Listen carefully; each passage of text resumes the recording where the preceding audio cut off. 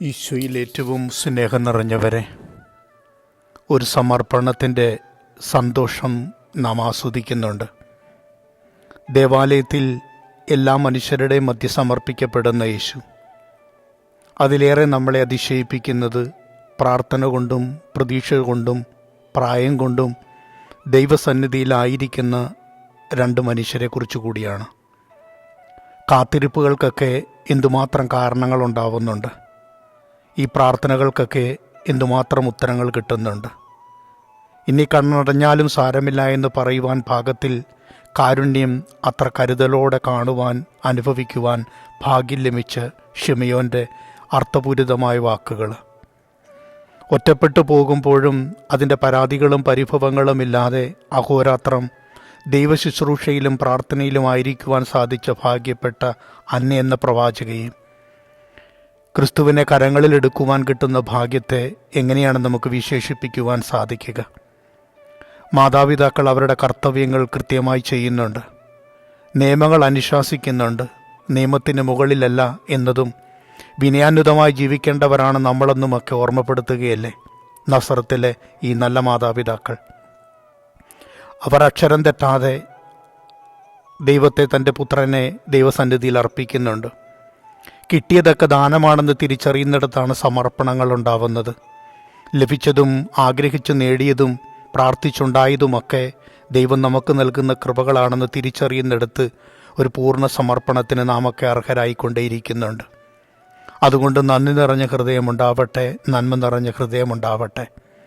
പ്രാർത്ഥിച്ചുകൊണ്ടിരിക്കുന്ന മക്കളുടെ കണ്ണുകൾക്കെന്നും വെളിച്ചമുണ്ട്, അവർക്ക് നിരാശയില്ല.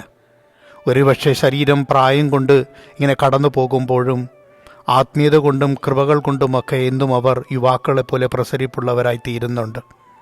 കരങ്ങളിലെടുത്തു വാഴ്ത്തുവാനും ഇനി മറ്റൊന്നും കാണുവാൻ ഇടയാവരുത് എന്ന പ്രാർത്ഥന കൊണ്ട് ജീവിക്കുവാനുമൊക്കെ വിശുദ്ധി നിറഞ്ഞ ഹൃദയങ്ങൾക്കേ സാധിക്കുന്നുള്ളൂ. നിയമം അതനുസരിച്ച് പാലിക്കപ്പെടുമ്പോഴൊക്കെ മനുഷ്യൻ എപ്പോഴും ഓർക്കപ്പെടേണ്ടതും അതുതന്നെയാണ്. ജീവിക്കാൻ കിട്ടിയ ജീവിതത്തെയും അതിന് കിട്ടിയ അവസരങ്ങളെയും സാഹചര്യങ്ങളെയും ജീവൻ്റെ ഓരോ തുടിപ്പുകളുമൊക്കെ എത്ര നന്ദിയോടെ, ആദരവോടെ, എളിമയോടെ, വിശുദ്ധിയോടെ കാണേണ്ടവരാണ് നമ്മളൊക്കെ. എന്നിട്ടും അതിനെ പലപ്പോഴും നമ്മൾ കളങ്കപ്പെടുത്തുന്നില്ലേ, അലങ്കോലപ്പെടുത്തുന്നില്ലേ, അസ്വസ്ഥമാക്കുന്നില്ലേ? വെളിച്ചം കെടുത്തി കളയുന്ന മനുഷ്യരും പ്രകാശം നഷ്ടപ്പെടുത്തി പ്രതീക്ഷയില്ലാതെ ജീവിക്കുന്നവരും ആയിത്തീരുന്നില്ലേ? സമർപ്പണത്തിലേക്ക് നമുക്കും തിരികെ വരാം. കത്തുന്ന മെഴുകുതിരിയുമായി പ്രദക്ഷിണം നടത്തി ദൈവസന്നിധിയിൽ എത്തപ്പെടുമ്പോഴൊക്കെ ജീവിക്കേണ്ട പ്രകാശമാണും ജീവിക്കുന്ന പ്രതീക്ഷകളാണ് നാമെന്നുമൊക്കെ ഓർമ്മയുണ്ടാവട്ടെ. വിശുദ്ധരായ രണ്ട് ആത്മാക്കളെ എത്ര കൃതജ്ഞതയോടെ നമ്മൾ ഓർക്കേണ്ടി വരികയാണ്. ദൈവസന്നിധിയിലായിരിക്കുക, പ്രാർത്ഥിക്കുക, കാത്തിരിക്കുക, ഉണർവുള്ളവരാകുക. ഇത് തന്നെയല്ലേ ക്രിസ്തു വീണ്ടും വീണ്ടും നമ്മളെ ഓർമ്മപ്പെടുത്തുന്നത്. ജീവിതം അത്രത്തോളം അനുഗ്രഹപൂരിതമാകുവാൻ എത്രത്തോളം ഒരുക്കമുള്ളതാവണം. നിരന്തരം പ്രാർത്ഥിക്കുന്നവരാവട്ടെ, കാത്തിരിക്കുന്നവരാവട്ടെ, പ്രകാശിക്കുന്നവരാവട്ടെ, പ്രതീക്ഷിക്കുന്നവരാവട്ടെ. നമ്മുടെ ഹൃദയം വിശുദ്ധമെങ്കിൽ, പ്രാർത്ഥനകൾ ശുദ്ധമെങ്കിൽ, അത് കേൾക്കുന്ന ദൈവം നമുക്ക് നമ്മുടെ പ്രാർത്ഥനകൾക്ക് ഉത്തരം നൽകിയിരിക്കുമെന്നുള്ളതിൽ സംശയം വേണ്ട. പൂർണ്ണ ഹൃദയത്തോടും മനസ്സോടും നമുക്ക് സമർപ്പിക്കാം. കാരണം ഈ ജീവിതം നമ്മുടെ ഔദാര്യമല്ല, നമ്മുടെ ശക്തിക്കും നമ്മുടെ ബലത്തിനും കിട്ടിയതൊന്നുമല്ല, ദൈവം നമുക്ക് തന്ന ദാനമാണ്. അതുകൊണ്ട് തന്നവൻ തരുമ്പോൾ ആ നല്ലവനായ ദൈവത്തോടുള്ള നമ്മുടെ കൃതജ്ഞത മുടങ്ങാതെ, നിറം മങ്ങാതെ നിൽക്കുവാൻ സാധ്യമാവട്ടെ.